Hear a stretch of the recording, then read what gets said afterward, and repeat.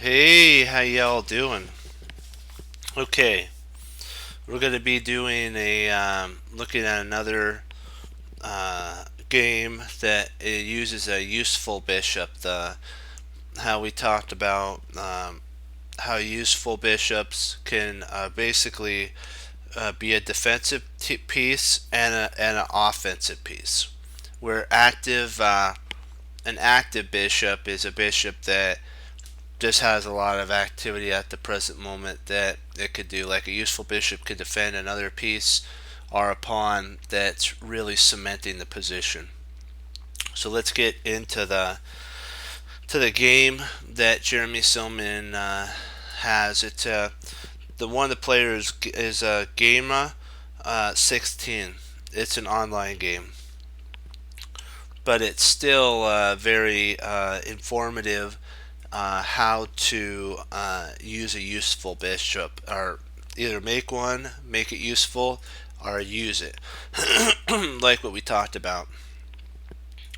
So always, even if you find a game maybe on leadchess.org, you can actually stop it at a certain point and then go over it if you'd like, or save it and then go over it later. I've done that before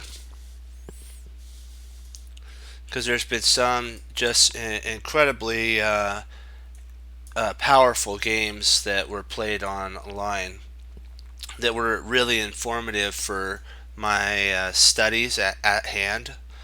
And it's just amazing. That's why Jeremy Silman says you can, at any level, learn from a player. It doesn't matter what level they are. You can learn something from everybody.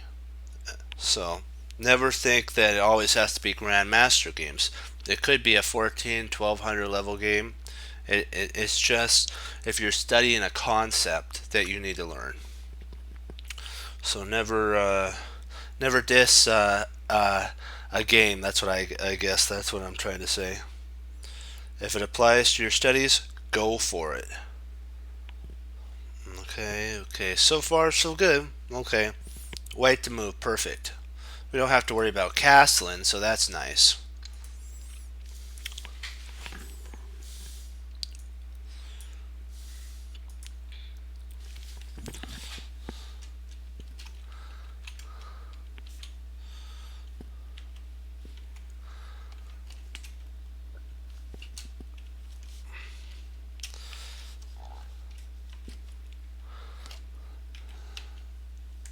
This is his student from one of the games before, Mr. Sherlock.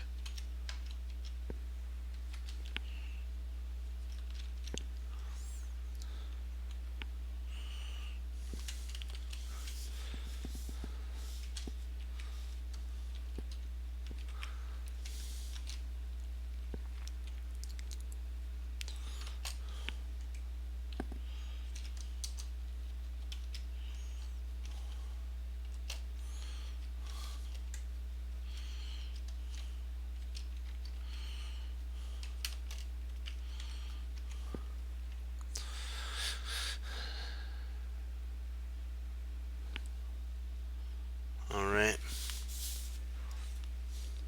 White to move.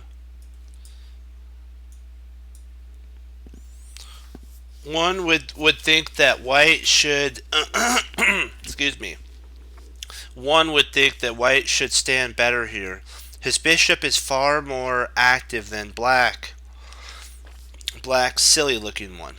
So his white looks should stand better because of how active this bishop is. Black's bishop is all it's doing is guarding e6. Uh, Looking thing while the e6 pawn. Okay, let's sit down better. His bishop is far more active than black's silly looking bishop, while the e6 pawn sits on the open file and faces a pair of enemy rooks hammering it. A weak and e5 square is a gaping wound in the middle of the board for black. and for white to occupy. It turns out that white's d-pawn isn't as safe as one might suppose. While the threat of rook takes f4, not f4, f3, and then after the pawn takes on f3, the knight potentially could come in and take the pawn, but there's actually a discovery kind of trick that could happen. It shatters white's king position and is seriously and needs to be dealt with. Is serious and needs to be dealt with. So rook takes f3 would shatter the king's position and position, and is a said and again. Let me reread that. It turns out that the d-pawn isn't as safe as one might suppose. While the threat of rook takes f3, so we've seen that, shattering white's king's position is serious and needs to be dealt with. Just wanted to make sure we got that sentence right. There's a lot of commas there, and if you skip over commas, sometimes it doesn't make sense. So you gotta stop at every comma and make sure that you give it the correct pause. Still, white can avoid that unpleasantness with both rook e3 and knight to e5. So it isn't white better after that? Isn't white better after knight to e5 or rook to e3? To find an answer to this, we need to address the bishops. So the bishop for black and the bishop for white. It turns out that the active bishop of it turns out that the active white bishop, with its proud triumphing over its dominion of the b1 to h7 diagonal, isn't helping the rest of his forces deal with the problem of rook takes f3 by black, or with the weakness on e5 that it says e5. Oh yeah, for the knight to come into. Sorry, yeah, it doesn't help with the protection of the knight on f3, or when the knight goes to e5, that the bishop can't support the pawn, which would indirectly support the knight that landed there. Or it owns slightly less, or it's slightly loose d4 pawn. Pawn on d4. On the other hand, black, despite the mutual of his bishop, the mutual difference of the bishops, the bishop on d7 is single-handedly keeping the e6 pawn intact. Another way to look at this is that one bishop is holding off two rooks, and once e6 is no longer in peril, and once the once e6 is no longer in peril, that inactive piece can emerge from behind its own lines via bishop to after the knight moves on c6. The bishop for black has an in route to get active via b5, via a4. The black bishop could do that, dark square bishop. Potentially e8 to g6 is also one. potentially bishop e8 to h5. So these are the spots that the bishop, the dark square bishop, could actually potentially go to. When this knight moves here, this knight, the bishop has access routes to here, here, and the bishop could come here and then come out to there, or there. These are the two things. So the difference between this bishop and this bishop is this also bishop is protecting e6. So this one bishop on d7 is holding back two of white's main attackers, his like artillery. It'd be like a sniper holding off two cannons or mortar round units. That's a really good sniper unit. And then at the right moment, after the soldier is pushed up to the front lines, or the soldier has done his part and is sent home, this bishop will have four places to go to that it could come out. b5, a4, and it can go from e8 to g6, go to e8 to h5. So this bishop, in a moment's notice, in two moves, could be active on the king side, and in one move could potentially be active on the queen side. So in theory, at the moment, it looks like black's bishop's bad. It's not bad. It's really good. It's a useful bishop, and create its own brand of activity outside its pawn chain. Let's see how play continued now that we have that kind of background. Let's see how white took advantage of this. Gamma 16 played knight to e5 here.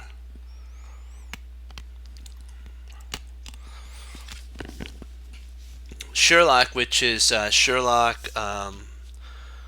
Sherlock, which is Jeremy Silman's student at this present time, of one of his games that he was working on, and he wanted to show Jeremy Silman, played knight takes e5.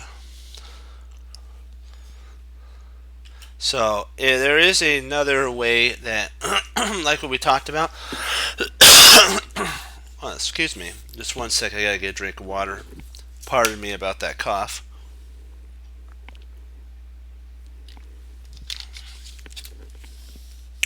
That rook to e3, but you have to remember that black could come down and go rook takes f3, exclam, and just decimate the king side. It's pawn shield. My student, Mr. Sherlock, missed this idea earlier when he blitzed a move to gain some time on his clock. He insisted that he wouldn't have missed it again now. So he kind of blitzed out a couple moves. Maybe instead of maybe the knight was right. Let me see. Maybe the bishop at this point. Maybe the bishop was back here. Maybe the bishop was back here, and he might have just blitzed out bishop d7 rather. Like the bishop was at d7 here, and it would have been his turn, and he could have played rook takes f3, but he blitzed out bishop to d7 to gain maybe 5 or 3 seconds in the play. Okay, so now he said that he wouldn't miss that now because Jeremy Silman revealed that move, and it's a really good move. So takes, rook takes,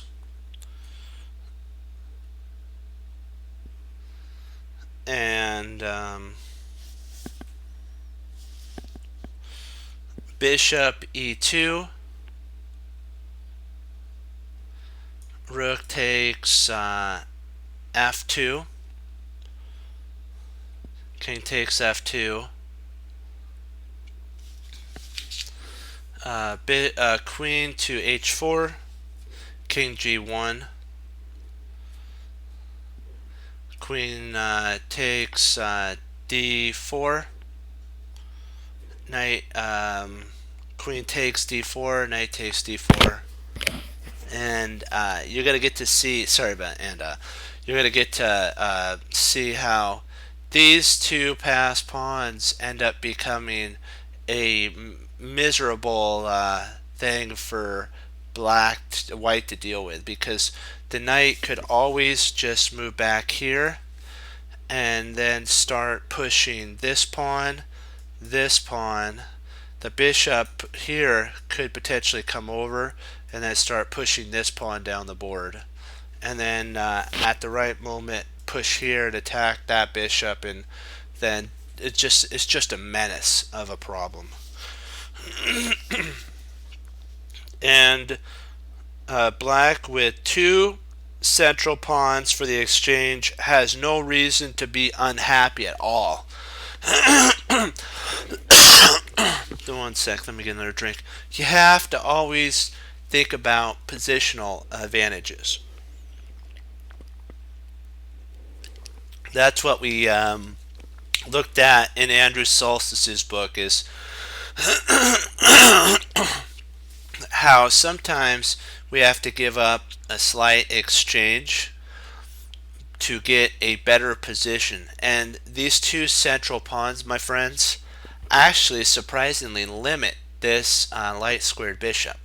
Surprisingly. You wouldn't think so. You'd think, wait, isn't black down a knight for a rook? Yeah, but remember, if your pieces are better, more active, and stronger, we've learned that a knight on d4 or d5, and if it can get to d3, is potentially even stronger than a rook is. So you're always going to be on guard in that type of a setup. Okay. Rook takes e6 or e5. There's potentially pawn takes d5. D takes e5 makes no sense, since it fills the hole on e5 with the d pawn into a pacifier, allows a passer. That's what I should say, and blocks both white's rooks. Remember, you want to make moves that do good things for your position, not good things for your opponent's position. So just keep that in your forefront. If you're wondering why he played this, was because of that. Queen to h4. This is actually a really strong, surprisingly, this is a strong move, because now it's taking scope on the f pawn 2 times. Or 3 times, and it's only defended twice by the king and the queen, so white's going to have to deal with that. And the way that white does is bring his rook up from e1 to e2. So if you think about it, both of white's rooks are locked down by black's light square bishop, and so he holds here. They're also locked down. Queen rook is locked down to f2 protection. So at the right moment, maybe black can even swing in g5 and h4 or g4, g5, h4, and undermine a lot of white's positional, his king side. So now queen to f4. That's not a. This is actually a pretty interesting move.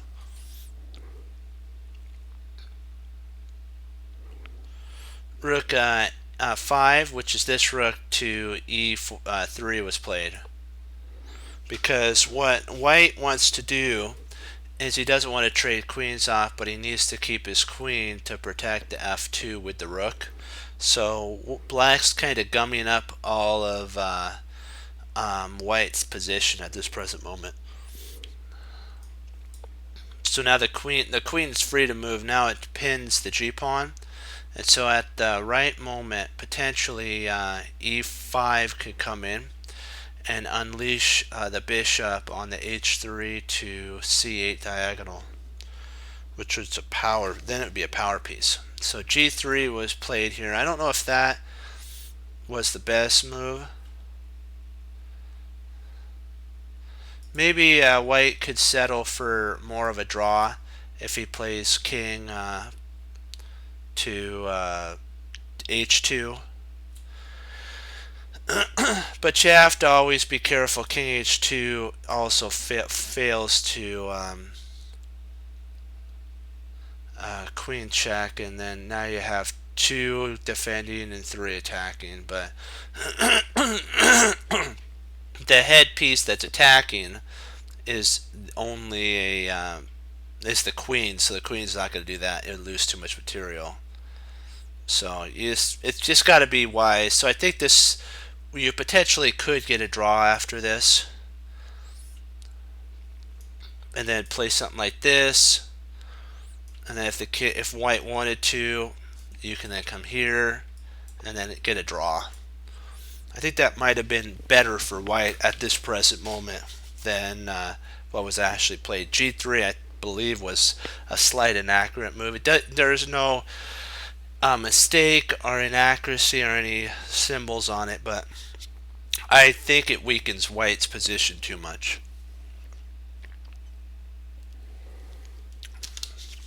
I know for sure it weakens h3.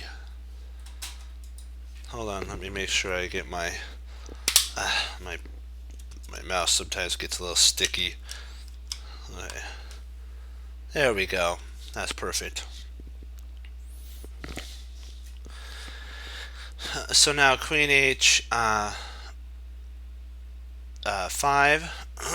taking advantage of the new weakness on h3. So king h2.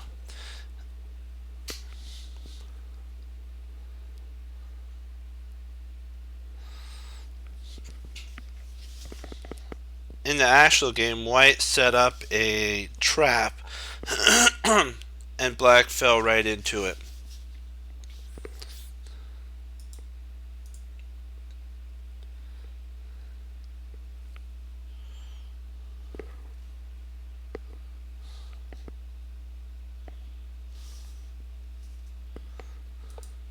He played, in the actual game, he played f4, and then black took here, which was a blunder. Because of rook h2.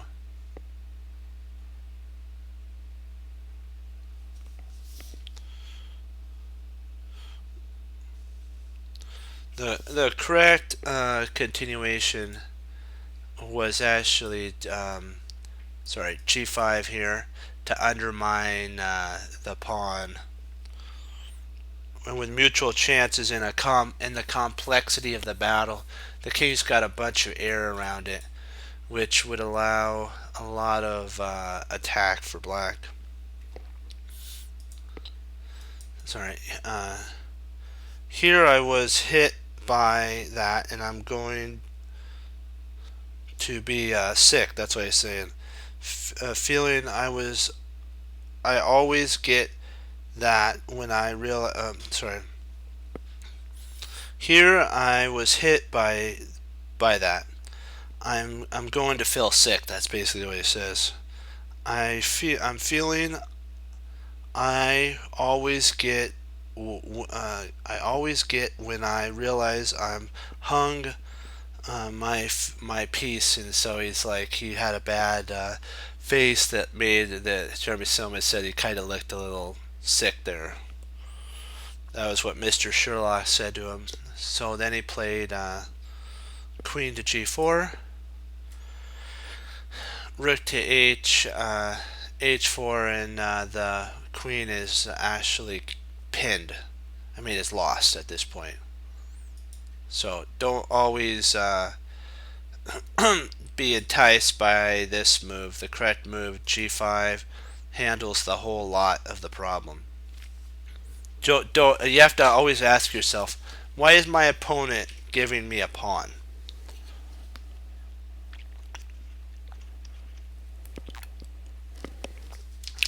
Why is my opponent giving me a pawn? Don't just automatically go kaboom and take it. You'll feel sick like Mr. Sherlock does when you realize after you take in two moves your queen's trapped, and then the game's basically lost at that point. So this was what Jeremy Silman actually wanted to show his opponent how to handle the position the best for both sides. The idea is that white, by playing king to h2, black could actually play e5 here, which threatens to win a pawn and cause a lot of chaos in the position for for white. D takes, and then queen takes h3. There's also, if you were thinking rook takes e5 here, that's a mistake. Excuse me. That's a plain old blunder. Because now you could play queen takes h, king g1, and then bishop to g4. And this rook is actually, he's in trouble. Because if the rook moves up, this rook could actually come storming in here.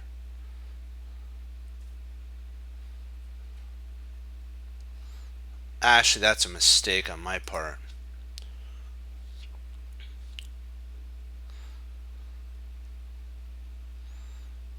Let me see here.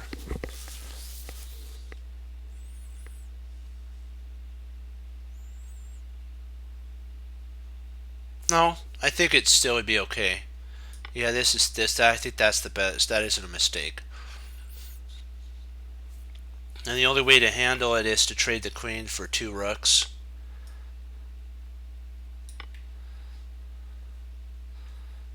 And then after check, the king would come here. Then check, the king would come there.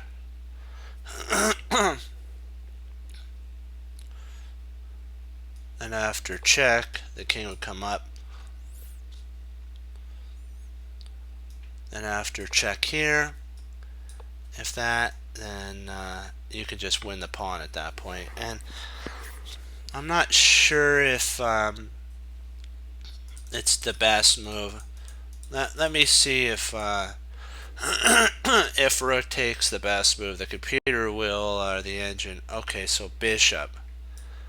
So what does it think about this move? So it's not as good. Okay.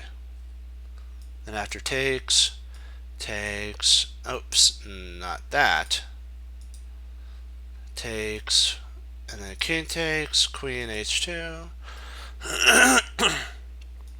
and then that. Okay, yeah, that makes sense. So I was actually considering, surprisingly, I was considering this move.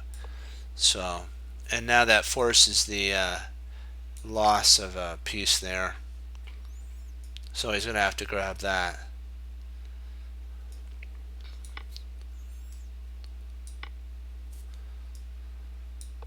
Oops. Mouse click there. If king takes here, you got to check. If king comes up here, then you skewer the so you can't do that. So he's got to come over here. You grab that pawn. The king comes up.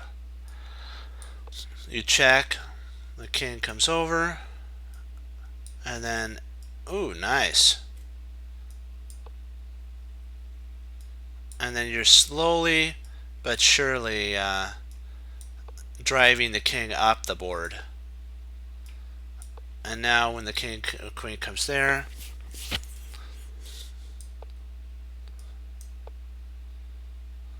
and then now the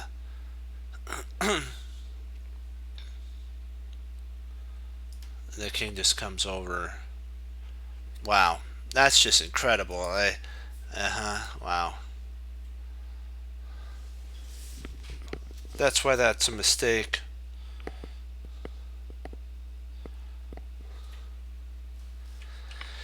Queen takes, king g1, and then d4 attacks the rook. Rook e4.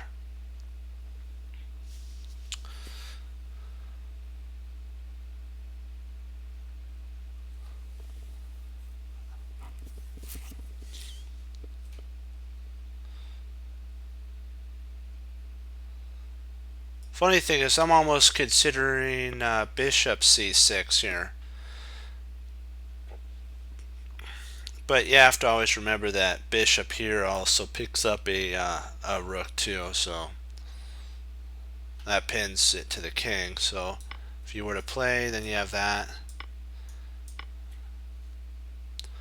And who's better here? I think it's white because of their passed pawn is more protected. So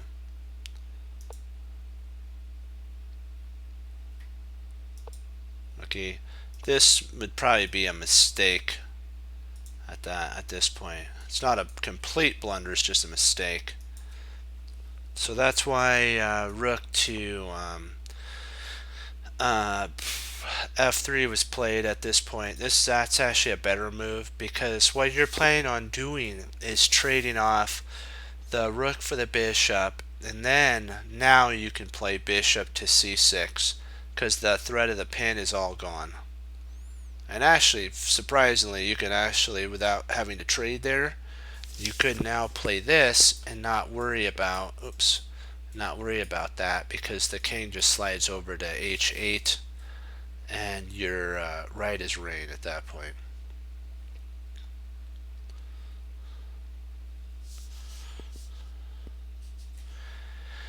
Bishop c4 check.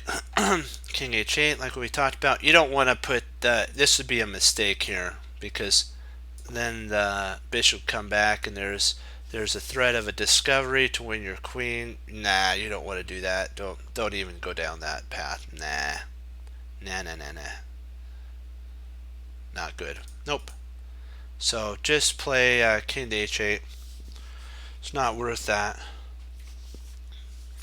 Queen to e1 to try to get they're trying to get their passed pawn or rolling up the board.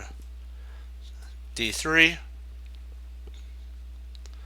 rook d2 to stop the pawn, and then bishop c6. This is strong. This move now is just, it's game over now,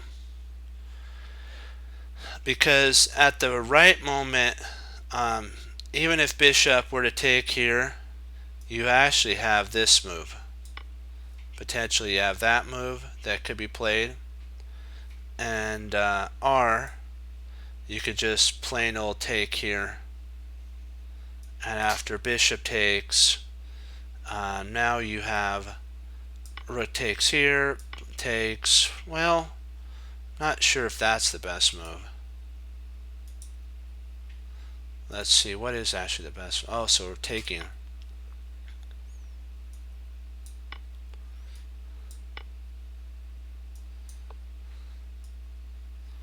Interesting. Got to keep that in my forefront.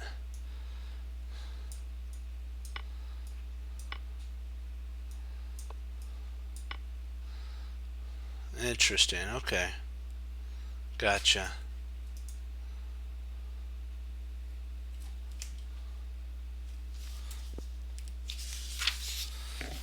Once useful defender, now the bishop. Now black's bishop has metamorphosized into a furious attacker. And we'll just see the rest of the game how it works. Queen h4, queen to f5, Bishop takes d3, rotates d3, rotates d3.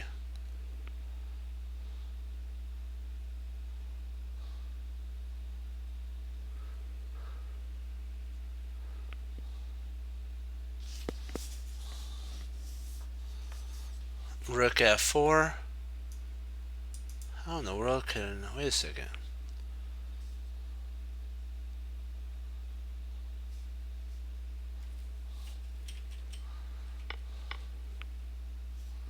Ah, rook f4. There we go. Queen h3, which now this actually threatens mate on g2. Rook takes check. King h2. f3. Rotates d2. Queen takes d2. Queen takes g3. Queen g2. Queen e1, and it's a draw at this point. So that was an interesting game. Let's see how we're doing here. Perfect. We're now going into, let me get a sip of tea now.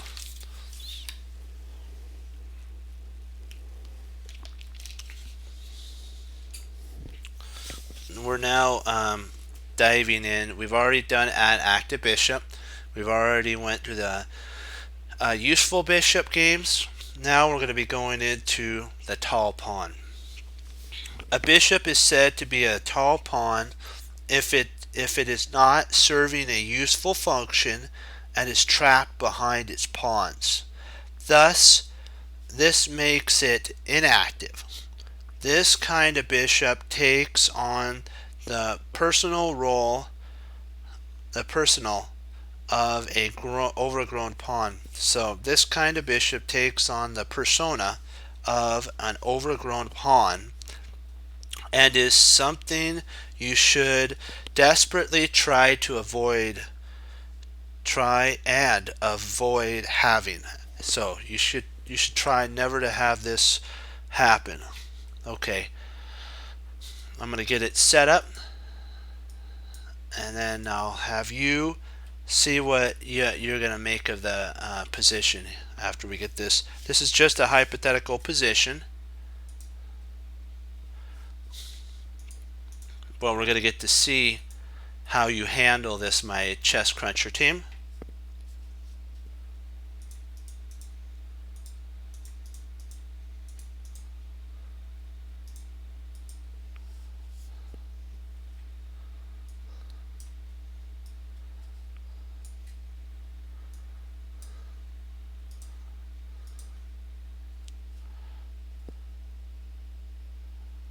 Alright, it's black to move here.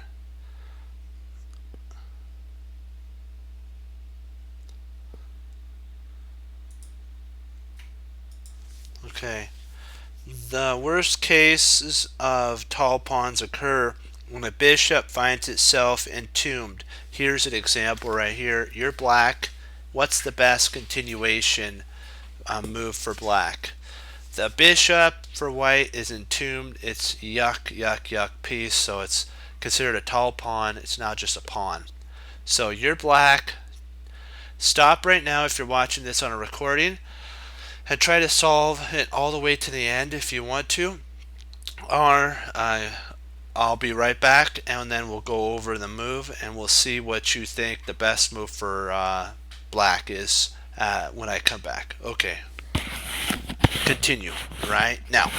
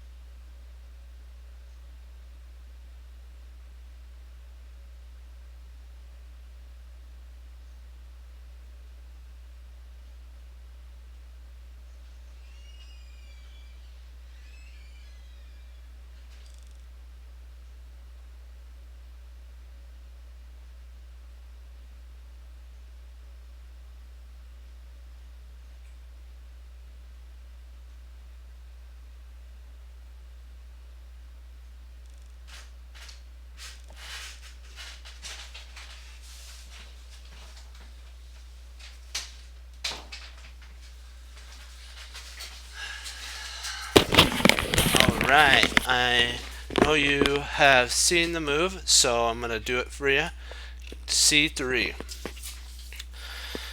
This is what he says before that. A true nightmare for white. This kind of bishop usually loses in the middle game and the end game. In both cases, the side with the entombed piece is effectively playing with a piece less. Here, black only concerned is getting the king to e2, where it can start vacating vacuuming up all of white's pawns. There is only one way to accomplish this goal, and if you have seen c3, you have accomplished the idea. c3 looks like, wait, aren't you gambling a pawn with check? Yes. This turns out the a4 pawn is an outside pass pawn. Once the king is forced to the a file so it can capture the a pawn, black's king will have a clear path to e2 and nibble up on all the pawns. So takes here, king goes to c, bishop g1. If king b2, then a3 check, king takes c, king a4, king d3,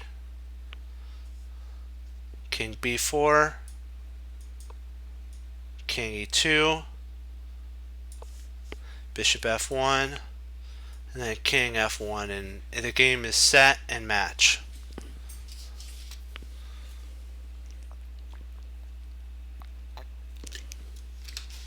There's really two ways of winning. One is that one's more forcing. You can grab this pawn here, and then after this push, you come over and grab the bishop. You could be a little more greedy, play king up here, here, here, here, here, up here, and still you win with king there, but I don't really like that type of cat and mouse type of thing. I'm more just finish the game. This is more finishing the game. Then once the king comes over, you come over, king comes here. You still have that idea, but now the pawn is gone on f2, so there's really no way for the king to get there, so it's over. So let's get back to the game. a3, bishop h2, a2, king b2, a equals queen, king takes a1. Let me 1 second, make sure there we go, gotta get that. Otherwise, sometimes my hair feels kind of odd when there's I don't have it pushed back on that. So king takes c, c3, king b1, king d2, bishop g1, king e2, king c1, king f1, king probably d2, yep, takes, king e3, and then king g2, and the pawn will fall because black covers the only drawing square, which is e2 with the pawn. Let me get a drink here. We'll do, I think I have enough time for one more. Let me see.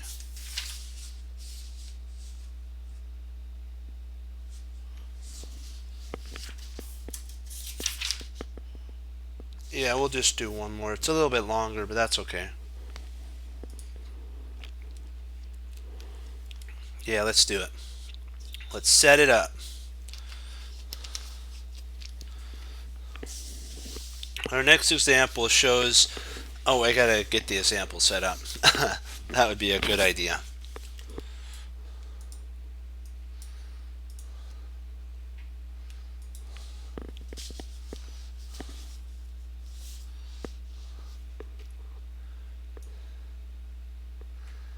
Oh, we can actually just go to our studies and I think we can do the moves all the way to that spot. So let's do that. I like that idea.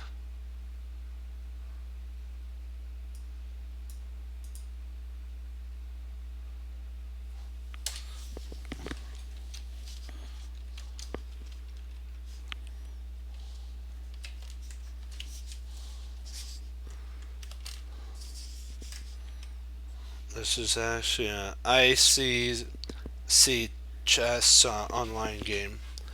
I believe so. Let's see here.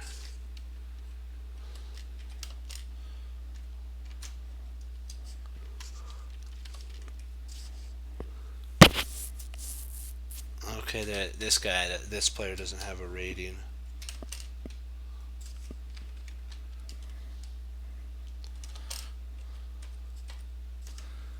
That was 7. So let's do it to it. Okay, C4. And then we'll get to the part and we'll talk about it.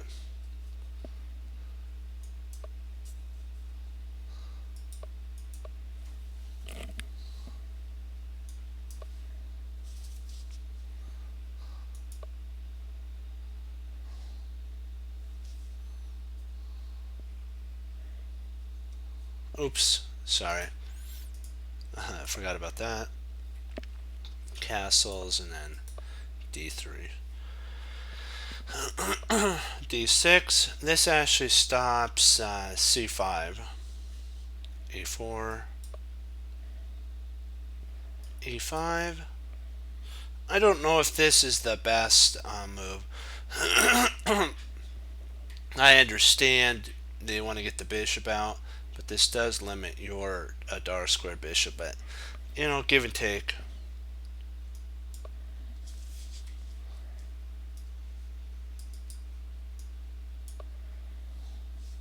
H3.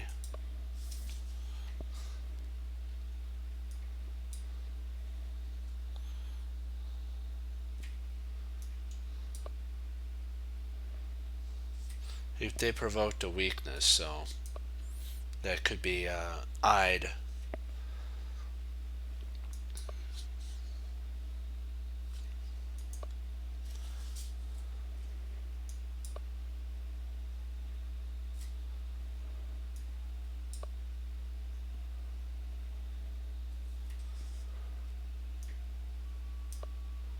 That allows for the knight to come into play now via 2 points.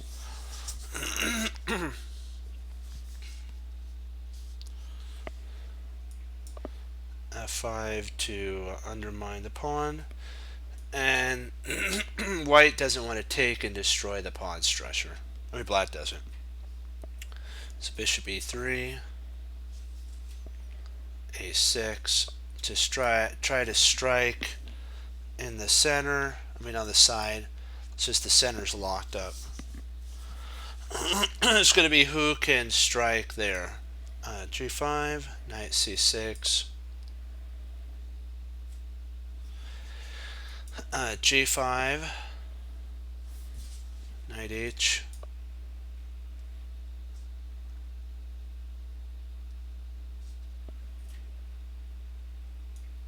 Knight D5 is interesting. I'm not sure if this move here might not be a better move continuation, but I think they were concerned with this. But that's still actually here. Sorry, I don't think they would take. Hold on. Let me erase this here. the bishop would be entombed. So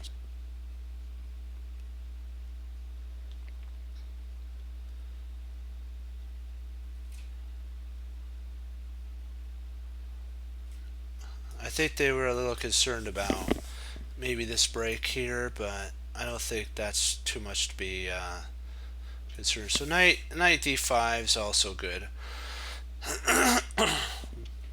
but I don't know if it's needed at this present moment. I think what the knight does is they wanted to stop knight to b4, but a3 could do that. So queen to d8. Now we're in this diagram here. So our example shows the common idea of an entombed bishop. A study of mine with one of his students, Daniel S., became a fan of the Bonvinic setup in the English. And so it's like c4, c5, and then all the lines. While teaching it to him, I pointed out a typical device that I assured him would occur from time to time. To my surprise, it appeared in many of his blitz games and allowed him to reel in one point after another without even a fight. This position is his student in blitz games. He got this from the English, and for some reason he just kept entombing the bishop, which then the bishop's out of play, and you're basically for black a piece down in theory.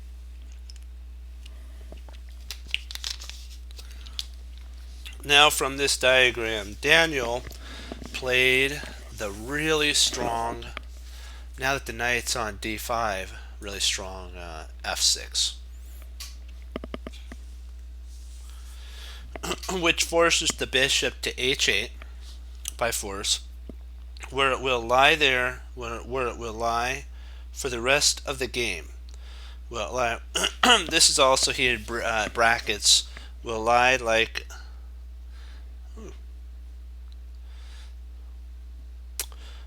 basically it's in where it will be entombed for the rest of its life, basically. And it'll be like someone that is entombed for the entire game, or a soldier that's entombed for the entire game. For the where it will lay for the rest of the game. That's what he said. As mentioned earlier, such a bishop allows white to confidently play on the king side, center, or queen side, since he will have a piece more taking part in the battle. The finish was a typical bit of blitz. He says brutality here.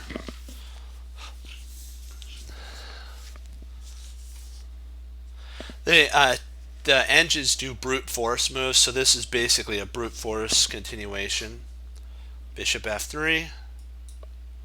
Now the knight's going to be coming under pressure. Knight f3, f4. Bishop takes f4. E takes f4. Knight takes f4.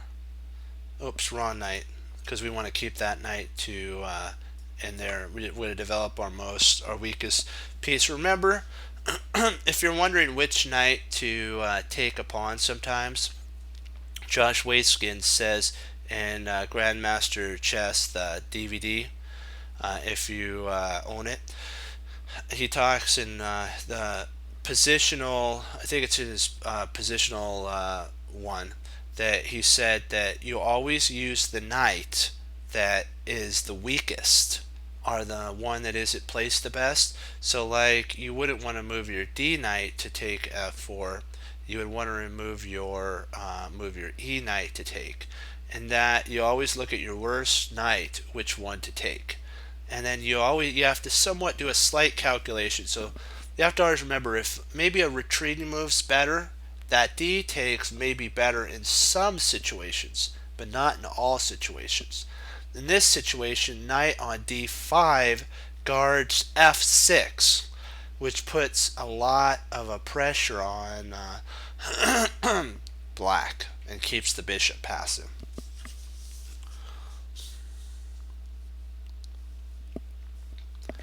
Knight to E5, and then in comes the power piece. See, once you got to ask yourself, every time a piece moves, what is it giving up? This knight right here is guarding E7, and this actually now will, white has to give up the queen to stop this move, stop mate.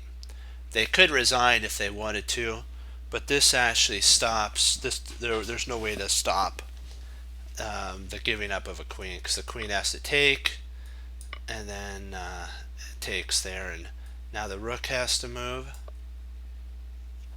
and you just drop a knight in, and yay, black finally got their bishop in play, but they're a queen down for a knight.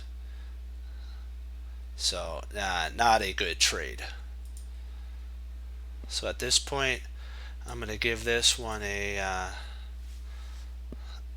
winning for white. White is winning, and so and we're going to read this, and then I'm going to call it on this, because this is where the game ended. An intuned bishops are the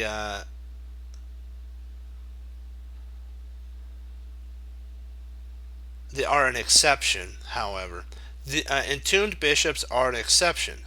However, the most common tall pawns are simply bishops trapped behind their pawns. He adds behind and blocked by their pawns. You can add both if you wanted to. Okay, right here we'll stop here. What we've learned from our first game, and we'll do a quick summary. What we learned from our first game is that even though black's light squared bishop it wasn't as good, we actually I'll pull it up here. Oops, sorry. Hold on. Let me minimize that. We'll pull up the game first and foremost. Where is that? Uh-oh. Yikes, I put it in the wrong one. That's okay. Let me go back here, and I have to go to my studies. I think I put it in the French defense section area. That's okay though. We'll get reassess your chess. We'll do the first one that we went over, which is Mr. Sherlock. We found out that the bishop on d7 for black is actually surprisingly better than the bishop on d3. The bishop on d3 does not help in the fight for white at all, and the bishop on d7 does help black. So we've learned that. And then we'll go back. I have to go into the French section again, so gotta pardon me for putting it right in the wrong spot, but sometimes you gotta make sure you click on the right box. Here we go. At this moment here, when the queen moved, that move entombed the bishop forever, basically, and black was lost at this point. There's not much you can really do. Whenever the knight on c6 moves, we got to see that it did. The knight will jump into e7. The queen has to give its life for that, because the bishop has to come back. And now if this knight here moves, it's game, set, and match, because the queen has to give its life. And so we've learned that there's a difference between a useful bishop to the army and an active bishop which really doesn't participate. So even if you have an active bishop, if it's not fighting for the team, It's kind of like it's not participating, and I guess that's the best term. But a useful bishop can basically lock down two rooks, as we've seen. So never forget that useful bishops sometimes are better than active bishops. Sometimes. So don't always just think that an active bishop is the cat's meow, as I like to say. So be on guard of that as well. Okay. Now that we've learned, and we also learned how tall pawns, how a bishop can be a tall pawn when it's trapped behind its pieces. So just remember to take the knowledge that we're using right now and then apply it and be willing to do something with it. But remember, the as important as learning bishops, knights, and all the pieces, uh, serving the Lord Jesus and receiving Him as Lord and Savior of your life is a paramount decision that we all have to make throughout our entire life. We have to decide one day. We have to decide, will we receive Him or reject Him? Because we all will stand before the Lord Jesus. And you have to make that decision. So, and that's why you have to, like I'm going to say again, you take what you know, like the information that we learned with the bishops, and you apply them to your games. And trust me, if you see that your bishop's not participating, you'll instantly think of the Jeremy Silman How to Reassess Your Chess 4th edition, and you'll go, that bishop's not doing anything, or that knight's not doing anything. I better find a way to get it into its best team working position.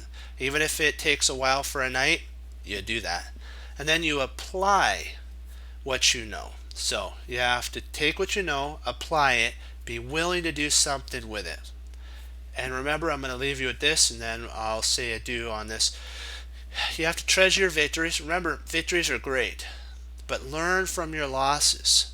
Learn if somehow you forgot to bring a piece into the fight, find out what caused that to happen. Did you allow a pawn to be advanced? Did you play some slow moves where you could have been better? And so, like Jeremy Silman's, one of his students, Mr. Sherlock, missed rook takes f3, which would have taken the knight and decimated White's kingside pawn structure. It potentially been a win for his student, but he missed it. So never relax till you have the 1 on your side and the 0 on the other side. Never relax till the game's over, because in a moment it could change. So that's why you treasure your victories, learn from your losses, and remember, even if you make a mistake and you lose, remember that mistakes do not define who you are. It's how you handle the mistake that defines if you're what you're made of at that point. And do you take it home and learn from it? Okay, as Wes the Team Chess Cruncher motto is hang up your hats, hanging up your hats, hanging up your it's hanging up your hats, hanging up your coats, sitting down and study and win. Most won't. Team Chess Cruncher does, and that makes all the difference. And as Wesley So says, serve the Lord Jesus. As I say, God bless. And I'll see you next time on Chess Cruncher TV. Have a blessed morning, afternoon, evening, and Lord willing, I'll be back on tomorrow. And we'll keep pushing forward and applying. And I always think about what Hannibal Smith said, even inside of a random position, there's always a plan. So there's always a plan, my friends. And I know I talk sometimes a little longer about on these here, and it's important that you do listen. I know it's a tiny bit longer, and it may seem boring, but it's really not. These lessons that we talk about do affect your play. Trust me, I've went through a lot of wins, a lot of losses, a lot of draws, because I did not, as I like to say, honker down or sit down and finish off the game. I got a little lax and allowed sometimes a win position to be a draw. So take the knowledge that I'm giving you and apply it, because it's really important. I know these talks are a little longer, but hang in there and listen to them. Trust me, it's so worth it. Okay, 2 thumbs up, hoorah, be blessed. I'll see you tomorrow. Keep push and play, learning in chess. taking what you know and applying it, and just keep moving forward, never being satisfied, plateauing, always striving for the next level. Two thumbs up, hoorah, be blessed, and I'll see you tomorrow. Go Team Chess Cruncher, hoorah. Bye bye, Team Chess Cruncher.